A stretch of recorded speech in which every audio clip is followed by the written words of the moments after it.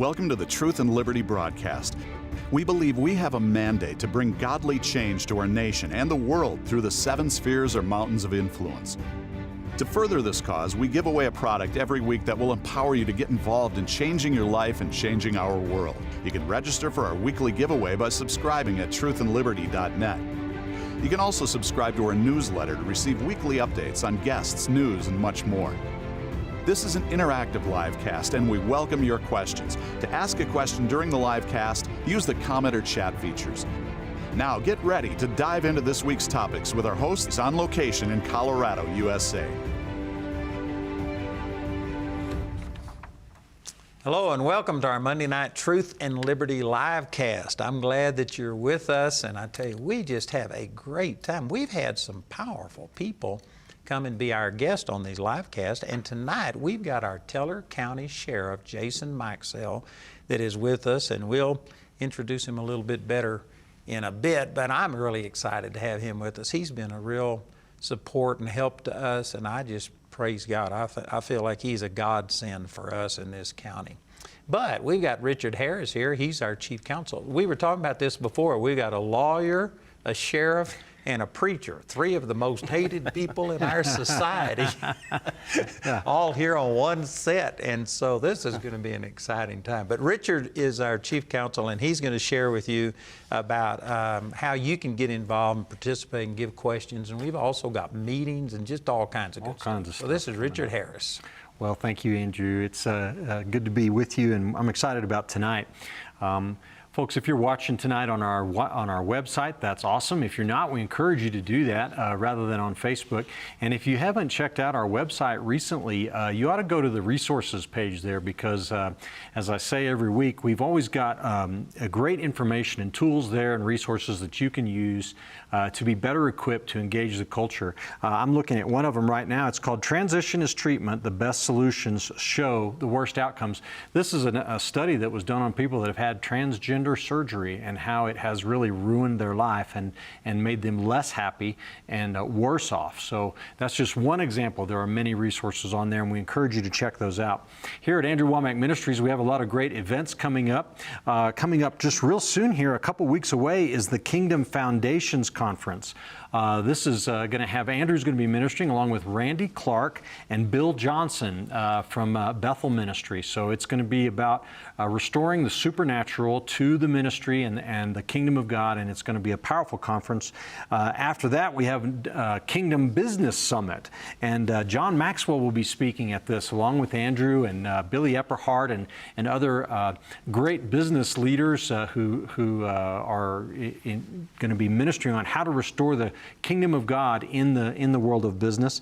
After that, we have the Stand Courageous. So we've got a busy summer coming up. Stand Courageous. This is sponsored by our friends at Family Research Council.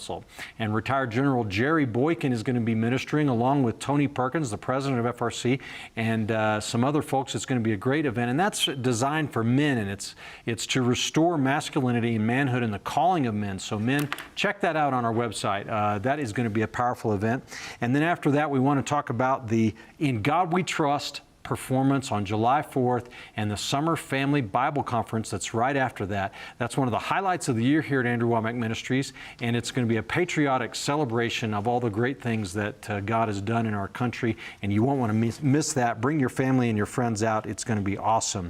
Wanted to also mention our weekly giveaway. Now, we do this for new subscribers, so if you're not a subscriber here at the Truth and Liberty Coalition, you need to be, because every week, actually many times a week, we're sending out useful information, helpful stuff to our subscribers. And all you have to do is go on the website in the upper right-hand corner, click subscribe, and you'll be signed up to get all this information. Plus, new ones will be eligible for our free product giveaway. Last week, we gave away Biblical Worldview Foundational Truths, that big volume there. And I want to congratulate Kelly Watkins on that. Kelly, you should be getting an email soon about that.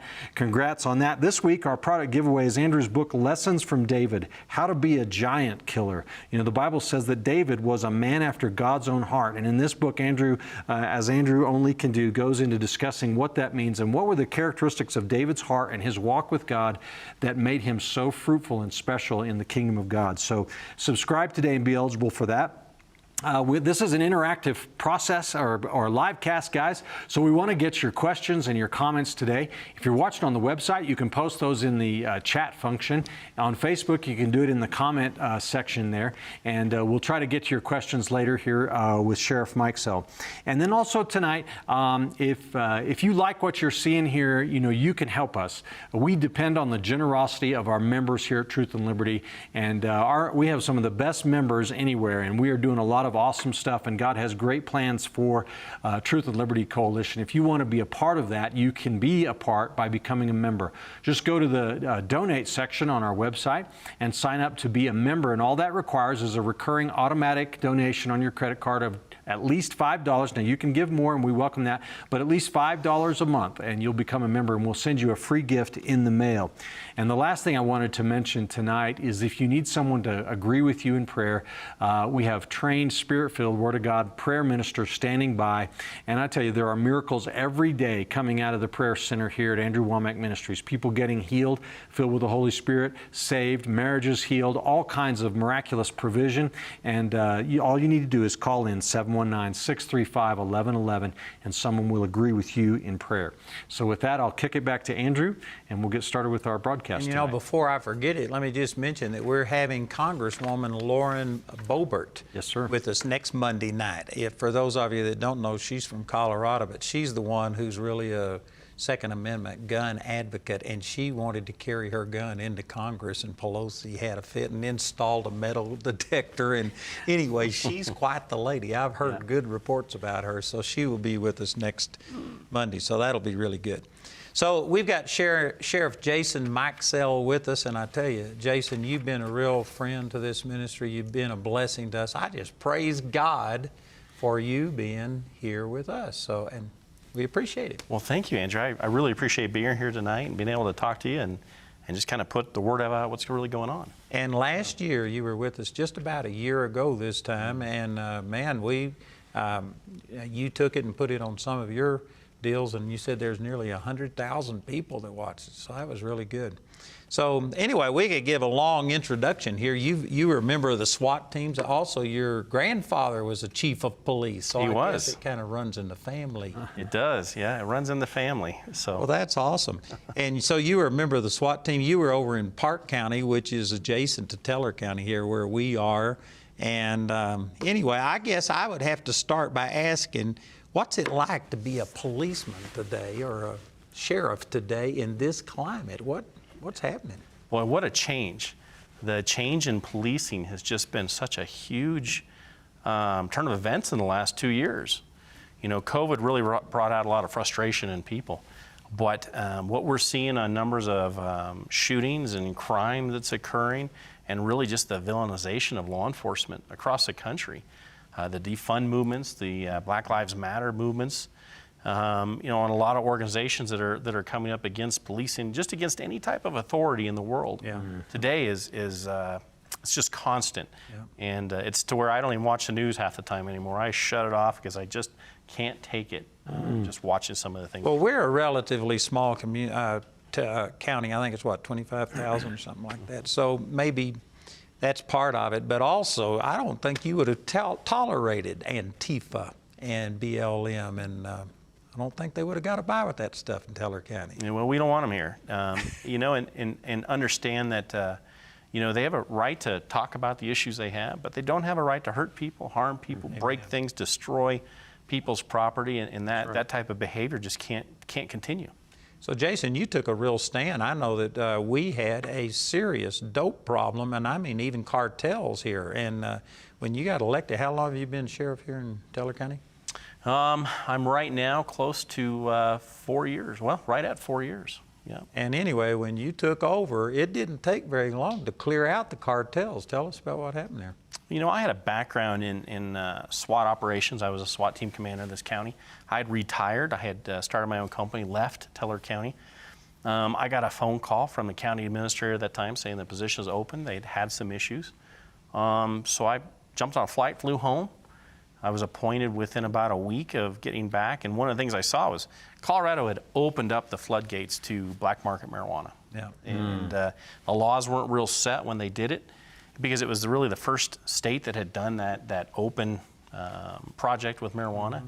And what we saw was just an influx of cartel operations because there was just no way to stop them because everybody believed it was totally legal in the state, and it wasn't.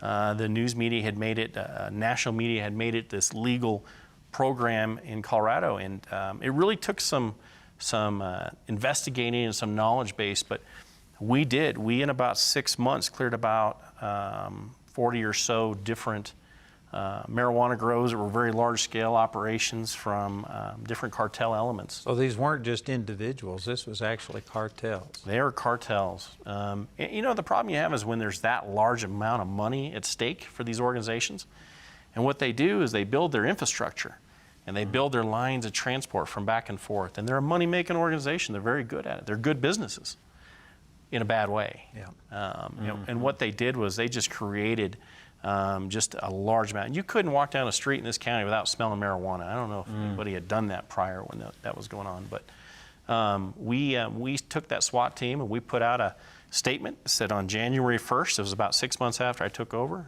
that on January 1st, when the new laws take effect, you're to get out of Teller County, we're coming for you.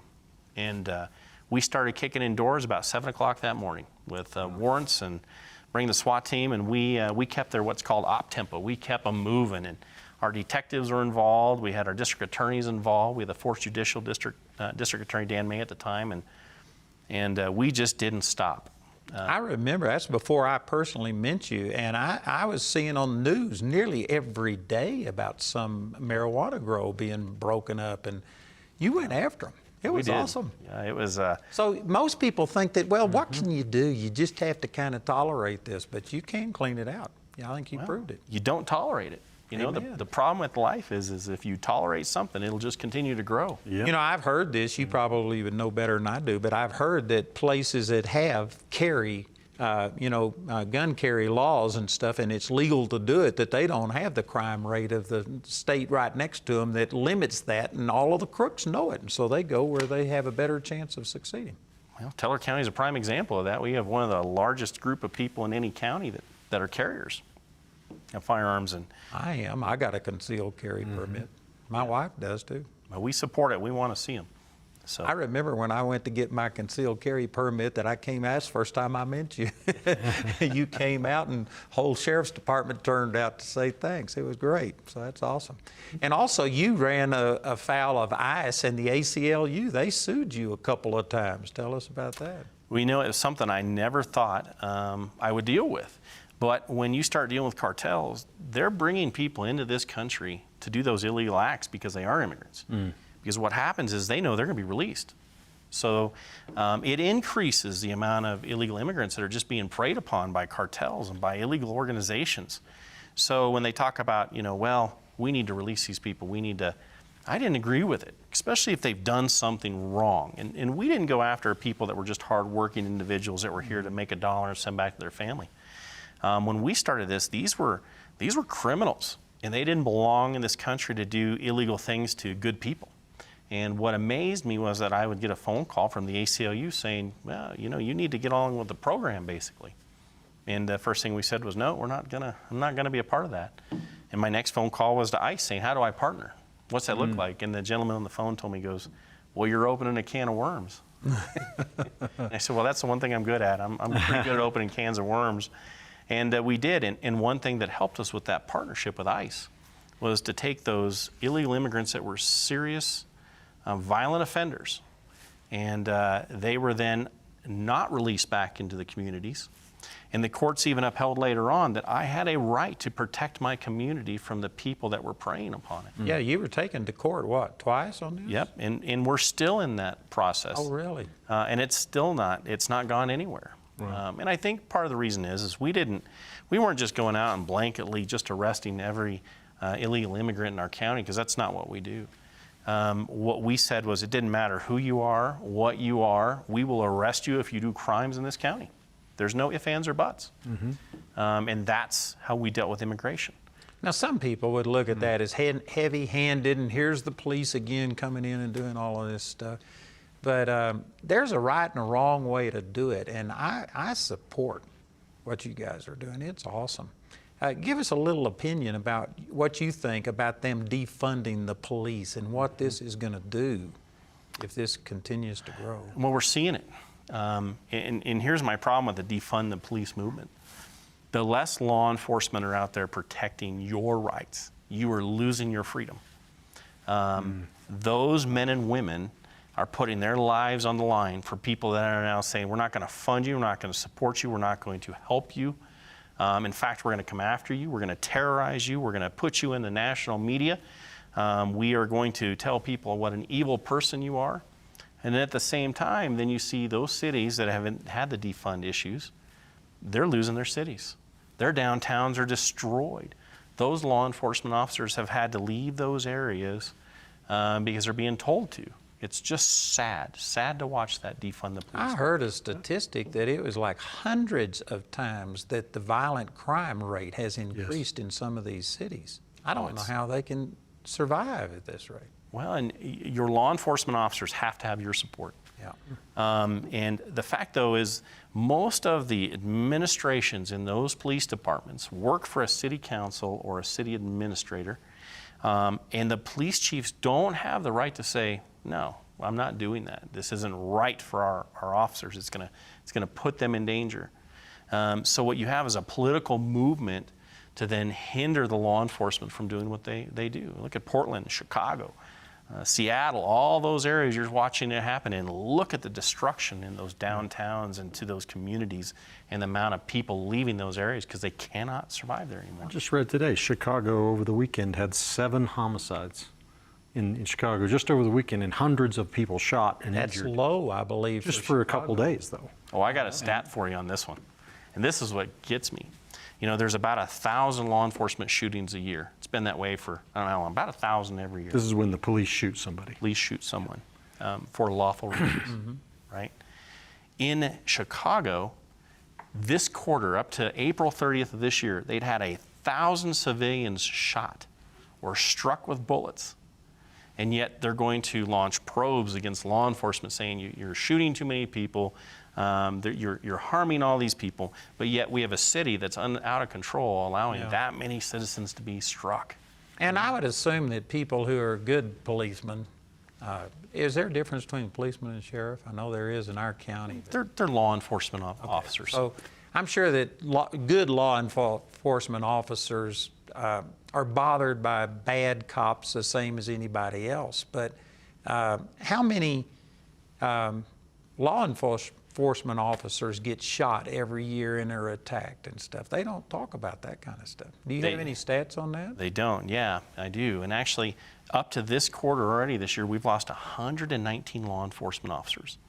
In April, just the month of April, we lost 19 officers. Wow. Those officers, 5 of them were for COVID, 2 of those were heart attacks, and the rest of them were either assaulted, stabbed, or shot in the line of duty. And what amazes me is that we don't talk about anything about that. We have 2 individuals that did something wrong, something occurred, a law enforcement officer took their life because they were in fear of having their lives taken. Yet that's what is nationally publicized on national media. And it's sad to watch that occurrence. Well, some of these things are still being adjudicated, so I'm not going to say whether they were right or wrong. But if you took all of those things that they're complaining about, that's less than the number of law officers that have been killed in the line of duty, and nobody's saying anything about that. Well, and law officers, I mean, I think that the majority of people really do respect the law. But the ones that don't are the ones that are getting all of the play, and they are just trashing law officers. It's terrible. How serious is the problem of racism in law enforcement this day? I mean, if we were 60 years ago in the South, it'd be one thing, but today, this day and age, how serious is this the major problem that everyone is talking about, or do you think it's something else going on here? You know, it's a hot potato topic, and here's what I'll tell you about it. You put them on the spot. Yeah, that's all right, though. I don't mind. You put me on the spot. You know, the issue is that prior to all this discussion about racism, you didn't see it as much in law enforcement. I mean, I grew up in an agency where you just didn't have it. I think most law enforcement officers It doesn't matter to them. It doesn't matter the color of the person. No. What matters is that you're protecting them or you're doing your job to the best you can. There's certain areas in a lot of cities that have higher crime rates. You have higher recidivism rates. You have a lot of issues that bring into what people believe is racism with law enforcement. In some areas you may have racism, but I'll tell you, the interesting thing is, and even like Minneapolis, you had one officer that did something wrong. You had 800 other officers in that city that didn't do anything wrong. And yet they're criminalized for it and called racist because of the uniform that they wear. So now all of a sudden, all those men and women in blue are racist. That just boggles my mind that we can put labels on people. Yeah, that's terrible. You know, it's similar to preachers. I don't claim that all preachers do everything right. There's some ungodly preachers, but it's wrong to throw all preachers under the bus, or all lawyers, even though we make jokes about lawyers all the time. And so, I've heard that there's a disproportional amount of blacks killed by policemen when you say that they're only like 12 to 15% of the population. What's your answer to that? Well, and here's you have 1,000 law enforcement shootings where someone was shot. Out of that, we're policing 332 million people in the United States. You have over 10 million contacts on a normal basis, and 1,000 people are shot and killed in the United States that are doing unlawful things, or something caused them to have that happen in their lives. Well, so just 1,000 out of 10 million encounters in a year end up in a shooting. And then what percentage of the 1,000, though, are justified? Probably the vast majority. It's hard to tell right now. There's not a lot of statistics on that. I will tell you that, 0.000332 is the percentage of the amount of people shot in the U.S. under those policing issues. The higher percentage is white men being shot, or white Caucasians. Well, there's a higher number, but percentage to the number. Population, they say it's a disproportional amount. And it may be. And the reason that I've heard for that is, and again, I may get in trouble for saying this, but it's over 50% of the violent crimes are committed by the blacks, even though they're 15% of the population. So if you have them producing a disproportional amount of the crimes, you're going to have a disproportional amount of contact with them and stuff like that. Well, and some of the issues you see is demographics can be taken in a lot of different ways. Somebody can construe numbers in a lot of different ways. And it may be the areas, or it may be the cities, or it may be, what's going on within those cities. What's the earnings piece to that? I don't know. I know that is an issue that needs to be looked at. Mental health is a big concern in these types of shootings that aren't being looked at as to what really is going on with this. The other side of it too is, in so many democratically held cities, look at the recidivism rates on people. So that one person may have been contacted 5 times and put into jail or prison before there's an actual shooting. And the problem with that is because states are releasing inmates so quickly now, they're not wanting to hold them or incarcerate them, so there's more contacts with those law enforcement officers. Not a simple issue. It's complex. Got a lot of different things. And Right. we just got back from the Winn Indian reservation, and we had the native Indians dressed in their costumes. We had an ex-Muslim, Mohammed Faridi, that was with us, and then we had a bunch of whites, and all of us were dancing together and celebrating, and that's what Jesus can do. Jesus is the only one that's going to solve this problem. That's right. We can exasperate it by taking away the police and not supporting them and stuff, but the gospel's the answer to all of these problems. Yeah. What you're calling mental health issues, I'm calling immorality. They just don't have any restraints on them. They're given over to idolatry. So it's bad. So what's going to happen if they keep defunding the police? Well, we're starting to see it now. We're seeing less applicants. I bet you we're down 80% on applicants. Whoa. It's harder and harder to come up with people that can fit into those positions that really will do a good job at policing. And I think that's across the country. You're starting to see a lot larger drop in the application levels. But You know, you turn on the TV, what's the first thing you see? You see how this law enforcement officer injured this person or did these things. They're not talking about all the good things, saving the children during the day or, And they don't talk about the law enforcement officers that were hurt. They don't report on that. No, they don't. You know, I remember during one of those riots that there was I believe he was an ex-cop. He was a white guy, and he was going to protect his business. And a black man came in and killed him. And I just barely heard anything about that. They didn't talk about that. The ungodly have taken this and amplified the race issue to divide us and stuff. And it's blown way out of proportion in my mind, the way I look at it. Well, another favorite liberal subject is gun control. Seems like every time, you know, there's a mass shooting, we start hearing these cries for restrictions on gun control. But like Andrew was saying, in communities where you have tighter gun control laws, you have higher crime. Is there some correlation there or cause and effect? Well, I think, yeah, you have a more respectful society if you know that everyone around you is armed. That's right. That does cause somebody to think about their actions prior to. You know, the other side of it too is that if I know that every house I go to is not supposed to be armed, there's not a weapon there, I know that it's free pickings. I know that I have control over that. Sure. But if you take away all the guns, then the criminals won't have any guns. Well, yeah, that sure seems to be well, we'll do this, we'll try this. Well, look at it. Look at those countries where you've had these issues come up. It doesn't stop me. If you're a bad person and you are going to do bad things, you're going to be able to come up with a weapon. You aren't going to obey the law about not having a weapon. Yeah. You're going to have one. You will have one. Yep. Well, Joe Biden rolled out recently his gun control initiative, and one of them is to support red flag laws across the country. Now, we've got one here in Colorado. Do you support those, or are those a bad idea? I don't support the red flag law, and here's why. Need to explain what that is. Some people don't know. Yeah, and I'll kind of explain it. You know, the issue with red flag laws is it's a law that flags you as to be an individual that may inflict violence on others if you were continue to have your weapons. There's a lot of things around this law that I think it was a good belief in the beginning on it could help, and I think it had the beginnings of something that may have helped. But what it turned into was a way to take firearms from people that can be used in a manner where, you know, this spouse doesn't like this spouse, so that spouse is going to go in and make a complaint, where now it can strip this person of his constitutional rights to have those weapons under the Second Amendment.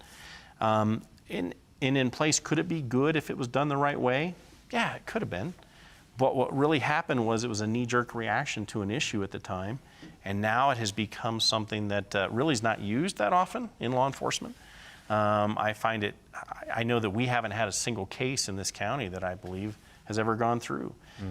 So there's already laws to assist in these things. I think that the logic was somebody who's mentally unstable and has got a gun, you need to protect the other people from it. But it allows people to just accuse you of being unstable, and they take away your gun until you go to court. You have to prove yourself innocent instead of being presumed innocent. So it lacks probable cause. Exactly. And that's the problem I have with it. And the issue too is that if I'm just saying, hey, go take those weapons because somebody says something, now what else is next? What else can they do? You know, George Washington said in his farewell address, he says, regardless of what temporary thing it might fix, if you take away freedoms from people, it might solve a problem temporarily, but in the long run, it's going to cause greater problems. And I think that was prophetic what he said. And that's what the liberals do. They have a law for everything. Well, and anytime you see dictators come to power in the history, just look back through history, it's always preceded by a gun grab. They always confiscate the weapons of the people so they can't defend themselves. And our founding fathers knew that, I think, don't you? I agree. That's why they wrote those amendments. And you know, that's the thing about the Constitution. Those amendments are the cornerstones that bind that Constitution and make it what it is. And it's funny how nowadays we look at it and go, well, they didn't have all the information that we do. Well, maybe they had better information. That's right. Because it sure seems that a lot of what they said is starting to occur on how those amendments are being challenged. And I think they were correct in the way they looked at things. Yeah. Well, here's a question I've got for you. Is all of the border problem and the influx of illegal aliens, have we seen any effect of that in Teller County? Does it affect us on a local level? It will. It's not affecting us to tomorrow or the next day, but it will. How does that affect us? Well, it's jobs. It's the rise of the cartels being able to push things across the border quicker, faster, easier. So these cartels that you dealt with on the marijuana issue, were some of those people illegal, or were they all legal? A lot of them were illegal. Yeah, a lot of folks that were involved with those organizations were illegal. And so it's because of our porous borders that they were able to come in and establish that. Well, and the other side of it too is you have a lot of diseases that make it through. You have a lot of things where nobody's checking on them to make sure what is truly happening. I just can't understand the logic of having laws about immigration and then the president telling the people on the border that you cannot enforce the law. That seems to me like you ought to be arresting the president for violating the law. Violating his duty, for sure. It's crazy. Well, it's definitely a scary time. How could he look at that? How could he make that decision and think, oh, that's in the best interest of the country? That's the one. I can't connect those dots. I think maybe there's a political agenda. I think everything has a political agenda anymore, but I guarantee if you ask those sheriffs and those citizens down there, they want it stopped. That's terrible. Well, the Arizona Attorney General just put out a statement saying that something like it's twice as many, what did he say? The number of apprehensions is down by 50% since Biden put a freeze on stuff down there. So, and the influx of illegals is up. Thousands of violent offenders being released, and I can't even imagine. So what can you do about that on a local level? You know, right now on a local level, there's not much you can do. Yeah. I mean, I think that our local ICE offices and those officers are a little bit disenchanted as to what to do. They're good people. And, you know, just like they are law enforcement. They're just at a federal level. What can they do if the commander-in-chief is saying, no, let them loose? They're already talking about closing all the federal holding facilities. That's a scary thing because, you know, a lot of those folks don't need to be released into the public. And that's what's scary. And then at the other side of it, what do you do once they are released? Because if you can't get their support in doing something, it almost makes it null and void that we're going to do anything. You've told them they have to come back and appear at court in a certain time. So They'll obey that. They'll that happens. do it. Yeah. I tell you, it's just crazy the way that some people look at things. Wow. That's amazing. Anyway, could you give your contact information or website or something like that in case anybody wants to contact you? Absolutely. You can reach us at the Teller County Sheriff's Office website, and our Facebook posts and Twitter accounts are all under Teller County Sheriff. I tell you, we just recently got a tour of their new facility. You're moving from, it's up to 22,000 square feet. What were you before you started the remodel on that? We're at 5,000 square feet. Wow. 2 old bays that were there's no sprinkler systems. It's not built for people. The heating system was absolutely atrocious. We were cramming 60-some deputies into that little bitty area. And then you had offices upstairs that were all the administration, and it just, can you try to fit that many people in 5,000 in your home, in the inside of your home? It just was that poor. And now they're going to have a professional location where they can actually do better work, more work, and just create such an ability to keep people, because it's now what we like to call some place they'll retire. Yeah, so it's a nice looking place. It's a beautiful place. Reminds me of our buildings. They're very nice looking. That's great. Looks great. So anyway, that's awesome. What else here? Well, you got any questions, Richard? Yeah, I've got a question for you. You know, we're beginning to focus a lot on schools and school boards and what Americans can do at a local level to make a difference. And I'm curious, do you know what are our kids being taught in schools today? I remember when I was young and we were taught, you respect the police, they're there to defend and, and help you, and you show them respect and that kind of thing. But I'm afraid now kids are being taught, no, America's a racist country, systemic racism, and these kind of things. Do you have any insights on what's going on in our schools? I don't know here about Woodland Park, but I do know that is being pushed, and it scares me to death. Yeah, I've heard about this thing, critical race theory. Critical race theory, yeah. And how do you deal with that? You're indoctrinating children at a young age that basically says, and a lot of it too on the Twitter and the Facebook is being pushed towards those generations against law enforcement, against people, and that's what scares me. It's not always what you're being taught. It's the amount of social media now that is pushing younger kids into these things. And I'll give you an example of that. I talked to a parent last year that was telling me his daughter went to one of the peaceful protests in Colorado Springs and how she got maced, and they thought that was such a great thing to have that happen, and that's an experience. And I couldn't grasp the idea that that's an experience that a young person should have or talk about or believe it's okay to send your child to or allow that child to go to, because those are things where I got law enforcement officers being injured. You're having frozen bottles thrown at them. But it's that social media experience saying, hey, this is come out and join in. It's a social gathering type thing that we want to go out and do. That boggled my mind that is what social media and the media at a national level is pushing. One of the things I know that your department did, Joe Pepley was a graduate of our school, and he was also one of your sheriffs, or he was in the sheriff's department. And anyway, he was stationed in the local schools. Yep. Yeah. So is this normal? But anyway, it was just basically for PR, or what was the purpose of that?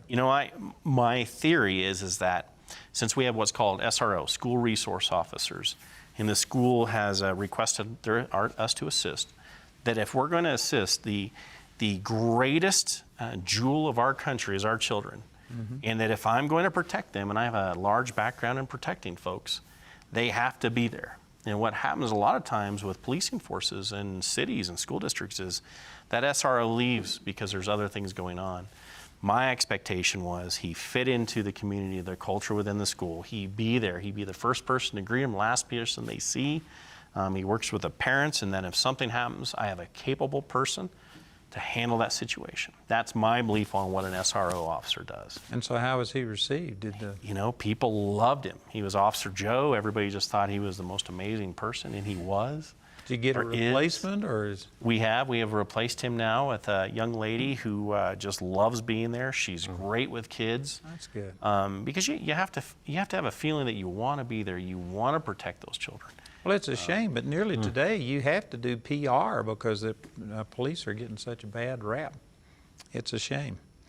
So anyway, we've got time here for some questions. Yes, sir. You got any questions? We do. We've got quite a few here. Here's one. This is kind of a little bit along the lines of what we've been talking about. This person, Amy, asks, my city did a partial defunding. What is the best way to show our support for local police? You know what? I would go out there and try to get on that city council immediately. You have to take this upon yourself to change. And a lot of times you can send information into city council and they don't listen. So the best way to get their attention is you start running people into those positions that can make a change, that will make a change, that you want to see on that city council. And tell your local police you support them, and that's the way we're going to support you. We've made this point many times, but people get bogged down when they see what's happening in the nation, and it just is overwhelming. But on a local level, you can get involved and make a difference, and most people don't realize that. But like you said, city council, it doesn't take that many people for them to realize that they're running afoul of the population. Yeah, take those cities back. Amen. That's right. Well, here's a question about the in Chicago. Well, it's the same question, I guess. What can I do as a citizen to make sure our police are not defunded? He's attesting to the shooting problem there, but that's really the same question. And here, Lori on Facebook asks, what's your opinion on convicts being released in California? But you've kind of commented on that. Well, but you didn't say something I was hoping you'd say. So California's releasing... What were you hoping you'd say? Well, why are they doing it? Well, stupidity. I'll tell you, they're releasing 75,000 incarcerated inmates that a lot of them are felons back into the communities. Colorado's actually done this. A lot of democratically held states and cities are doing this. And what they do is they believe, well, we're going to show the world that we're going to come in and we're going to help all these inmates. We're going to change them. Well, some you can, some you can't. And what happens is, okay, so now we're going to release them because we're going to say, hey, they're great people. They just want to be in the communities. Maybe some do. What happens is they're releasing them back into those communities. They've not what we call burned their number. They've not gone to the end of the sentencing. They've not shown the ability to be changed. And then they go out into those communities, and we have these huge recidivism rates. And now they end up in the county systems where now they're going back to court for violent crimes, which is now increasing the amount of shootings we have, and increases the amount of crime we have. And it's this constant circle. So now they're on parole. So they're on parole, and they're going to, maybe they urinate into a cup and it shows that they're hot. They've got drugs on board, something else. And they're not going to incarcerate them again. They're going to put them back on another action plan. Well, this could be 18 action plans later, and they're still not being put back in the system because they've shown that they're not going, or they're going to violate it. And they know it. And they know it. So California is going to release 75,000 people back into their system. They don't have enough parole officers to deal with. This is now going to cause the recidivism rates to get higher, and the cost will be on the cities and counties in California. Maybe they're doing that because there's so many people leaving California that they're trying to attract all the criminals there because they know they'll get a lenient to balance out the population so they don't lose any more congressional seats. Maybe that's it. Yeah. Who knows? Well, maybe. That's Yeah. awesome. Here's someone who's telling us, this individual says a friend of his in Douglas County, now I'm not vouching for the truth of these statements, but he says in Douglas County, Colorado, had an unannounced visit by the Joint Terrorism Task Force. 2 men armed showed up at the door of her home. One of them was a deputy sheriff of that county, and they had no warrant and wanted to ask some questions since they had a picture of her on January 6th at the U.S. Capitol at the riots there. And it says, the question is, can a county sheriff protect his or her citizens from such intimidation and harassment? Now, it's a loaded question there. Let me put it this way. What can a local sheriff do to protect citizens from possible government overreach by state or federal officials? You know, it is a loaded question because there's so much to it. And now on that situation, I don't know because I don't know the facts. Normally, nobody's going to come to your door unless you've done something. Yeah. Now, the other side of it, though, is a sheriff does have the right to want to know why federal agents within the county. But normally, we work very well with our federal partners. But a sheriff does have the right to say, why are we doing these things? And I think that a lot of sheriffs have to get involved in that. Now, a sheriff also is different than a police chief in a lot of areas.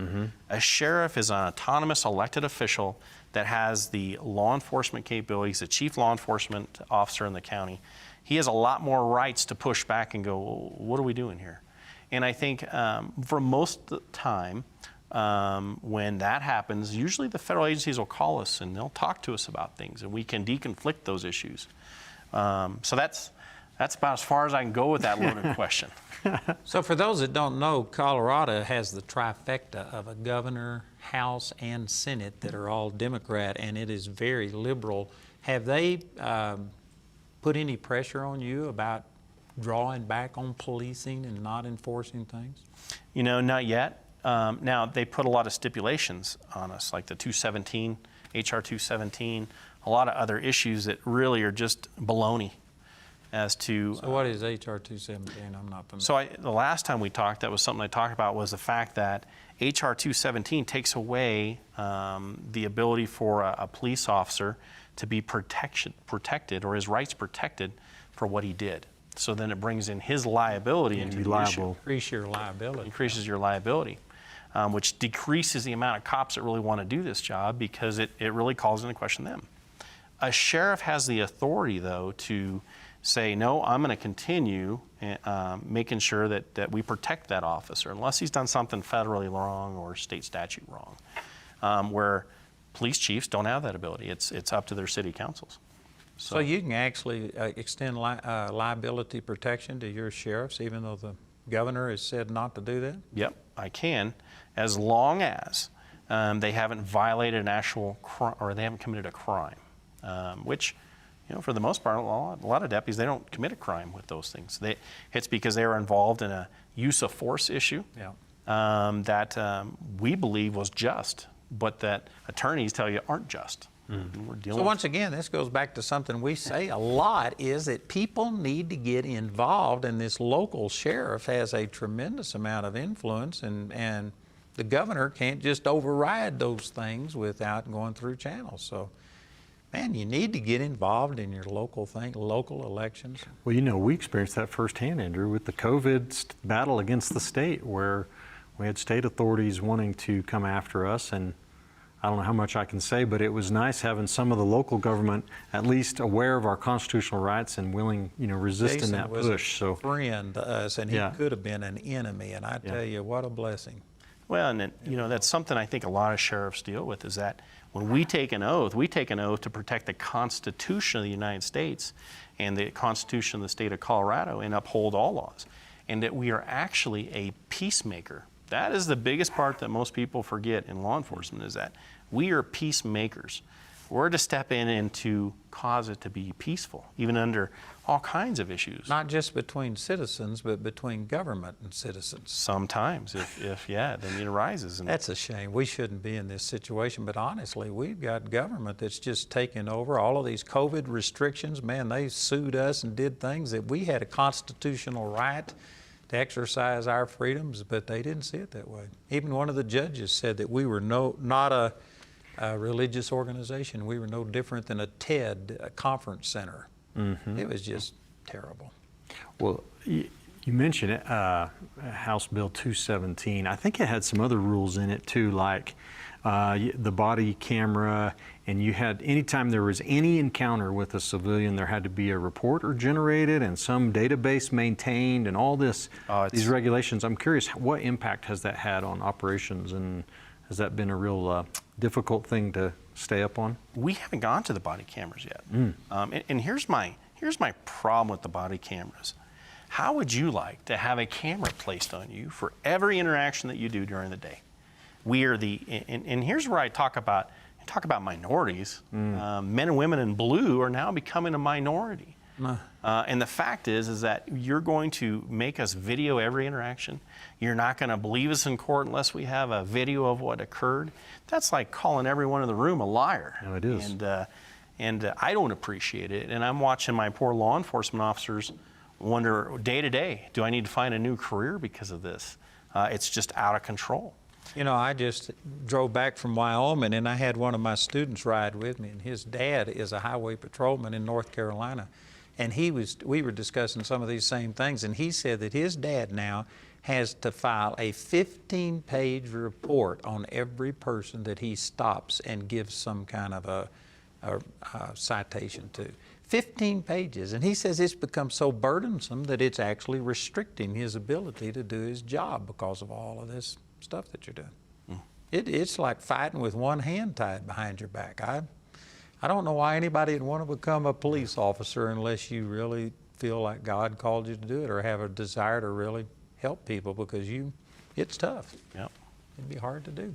So what do you think the major problems facing Colorado are, and what needs to be done about them from your perspective as an experienced law enforcement leader? I think with the release of inmates, with a lot of the crimes that we're starting to see, I mean, look at the amount of shootings that has happened just in the Colorado Springs and the Fortune District in the last 3 months. It's sad. Tell us about that. Are those up? I mean, they're up. They're extremely. They're up to an extreme amount of shootings within a short amount of time. And you're just seeing this huge increase in the recontact of felons that should really be in prison. I know my officers have dealt with it. We've had several folks that have shot at my officers or attempted to kill my officers. And when you deal with them, they've got multiple warrants. They're not being put in jail. Their recidivism rate on their parole aspects are just unbelievable to me, that they're not being put back into prison. So that's a big issue we're going to see in the state of Colorado. And how do you take that back? How do you fix it? You got to get out and vote. You've got to change the politics in the state. And I know Democratic friends, it doesn't matter what side of the seat you sit on. How much freedom do you want in your life? If I got to worry about going to Walmart because there may be a shooting, or if I have to worry about going to the ATM and think I'm going to be robbed at gunpoint, or going to a 7-Eleven or having your kid go to 7-Eleven can cause them to be killed or injured from somebody doing unwanted things, is that freedom? I think we're losing that freedom, and that's what bothers me the most. You know, I really appreciate you being sheriff. I remember when previous time we talked to you, you've got your own business. You have a protection thing and you operate all over the world. And I asked you, why in the world would you want to be a Teller County sheriff? You remember your answer? Yeah. You know, it's a calling, and I love the people that work for me, and I love this community. And I wanted to make sure that when I left it in a much better place than it was before. And that hasn't changed. We are mentoring young men and women that will hopefully be sheriffs at some point. And it also, you know what, having my own business gives me the ability, I'm not under anybody's thumb. Yeah. You don't have to have the job. Right. I don't. But Like Donald Trump. Like Donald? I don't know about that, but I love the people in this community. And I truly want to see this county flourish, and people feel like they can walk the streets at night and just, you know, love the area they come from. Man, that's awesome. What a blessing. Amen. You know, we had an April Fool's joke that everybody said Jason Mikesell's running for governor, and man, my whole staff got excited. We found out that that was an April Fool's joke they put in the paper. But whenever you get ready to run for governor, I'll support you. Well, I may someday. Right now, I like being a sheriff. That is awesome. Praise God. Is there anything else you want to say, Jason? This is your chance. You know, and I think it just goes back to just people have to get involved in their communities. They have to get involved in the politics. I know nobody wants to get involved in politics. I never wanted to get involved in politics. But it's the only way to change your country and save it. And I think right now we're on that big tipping point in the United States.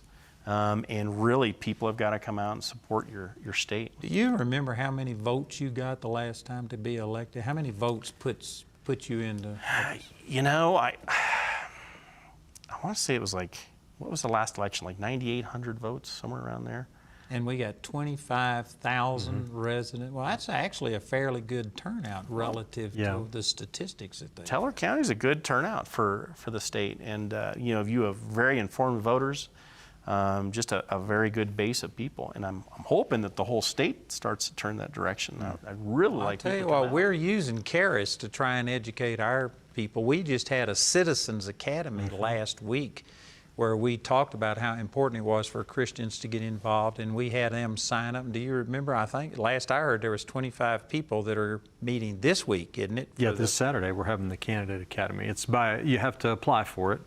But there was 25 of those people that were at that thing that are now applying, and that doesn't mean they'll all run, but they're interested enough to get more information. So we got to get people involved. Yeah, absolutely. Well, I think there's a shift taking place, and I think people are starting to wake up. I really believe that there's an awakening going on, and right now the news media is not reporting it. They're reporting all the bad stuff. Right. You know, you mentioned all of the shootings. The way I get my news primarily is at 10 o'clock. I'll turn it on and listen for the first 10 minutes until they give weather. That's about all I listen to. But normally, I skip the news and go straight to the weather. but normally, there is a shooting every single day in Colorado Springs. And when I moved here back in 1980, it wasn't like that. It's just unbelievable. And they have great law enforcement, both men and women, both the sheriff's office down there and the police department and all the other agencies. They have great law enforcement men and women. But it's just seeing how much crime is really starting to occur. But again, it goes back to the body of Christ has the only answer for this situation. Right. You can only police so much. I'm not disparaging police at all. We need them, and we need them to enforce it. But you can't get enough metal detectors or enough policemen to rule people that have no morals. The church is where all that has to happen. We have to change people's hearts. Yeah, that's right. So that's what we're working on. Awesome. Well, what kind of I got another question for you, which is what kind of training do police officers get on use of deadly force? Like, the media paints this picture of just these trigger-happy, you know, hair trigger cops or whatever out there just shooting people, but that's not reality. And did you know if they get to where there's 80% less people applying, or only 80% of the people applying, you're going to get lower and lower quality people applying for it. So it's going to be Well, and you're absolutely right with the national media. It's showing these things, and all I can say is I hate to use baloney twice in one one sitting, but they're full of baloney. My officers receive so much training on use of force, and we do across the country, and you have what's called a state-mandated number of hours of training you have to do. You know, my deputies will go through a police academy, and then they'll get some 60 to 120 hours worth of just, you know, that knowledge base on shooting, just the liabilities, the statutes, and then they go out and they do practical exercises, they shoot. My officers will get somewhere close to another 120 hours worth of just training in-house. And on top of that, they'll go to schools, and then we do scenario-based trainings. And you almost don't have enough people to work anymore because of the amount of trainings you're doing that's mandated. So is that unique to you, or is this across the country? That's across the country. You know, most policing elements in different states all have the same type of standards and training, or some varying of such. And they all do just an immense amount of training to keep those officers. So it's a highly professional career. It's not, you just don't get hired on. It'll take you sometimes up to 2 years to get hired on with an agency. You go through background checks, psychological evaluations, you go through testings. We do a practice that's it's an internal quality control thing where we sit down with them and we do these massive amounts of questions as to, you know, what are their morals, what are their ethics, and really morals and ethics are prized in law enforcement and then the ability to think clearly. But so how many law enforcement officers are there in the U.S.? You know that stat? You know, I don't know that stat. But you know, if there's 1,000 shootings, I would suspect, I've heard that there's over 800,000 or something is what I was thinking. And so you have 1,000 shootings from 800,000 officers. It's just a very small number, and yet those things are presented in a way that it makes it look like the whole law enforcement thing is bad. It does, and you have so many good men and women. They don't want to hurt anyone. Law enforcement officers know that, you know, when you have a shooting, they bring in a special team to investigate you. You're put on leave. This may go to a grand jury. This may, you may be cleared, but then you still have to do all the retrainings and just the amount of investigations and the stress it puts on a law enforcement officer in this day and age. Unbelievable. And their families. And their families. Their families are part of it. And I tell you, there's probably law enforcement officers telling their family, I may not be back tonight now. Well, now you have to worry that you're going to have to put barriers and fencing around your property because they're going to riot in front of your house and terrorize your family members. That's a scary thing. And we're just about out of time. But again, I want to encourage you that you need to get involved in what Sheriff Mikesell is sharing with us. Man, there's a lot of great people in law enforcement. Please don't buy into the narrative that they're pushing and just throw them all under the bus and try and defund the police. That's an ungodly attitude. Romans 13 talks about they are ministers of God to us for good. And so I praise God for our law enforcement people. Again, thank you for joining us. Thanks to CTN for carrying this on their network and sharing this with people. And real quickly, Sheriff Mikesell, if they want to contact you again, what's the address? So you can contact us at the Teller County Sheriff's Office website or our Facebook page and or our Twitter account. And it's Sheriff Jason Mikesell. So thank you for being with us. We do this every Monday night at 6 p.m. Next week, we're going to have Congresswoman Lauren Boebert with us. And man, she's a gun-toting congresswoman. She'll be a blessing. So we encourage you to join us then at 6 p.m. We do this every Monday night. God bless you. Join us next time for the Truth and Liberty broadcast. Find tonight's episode and related articles and links at truthandliberty.net. Truth and Liberty is viewer-supported. If you'd like to help us continue our live casts, you can make a donation at truthandliberty.net.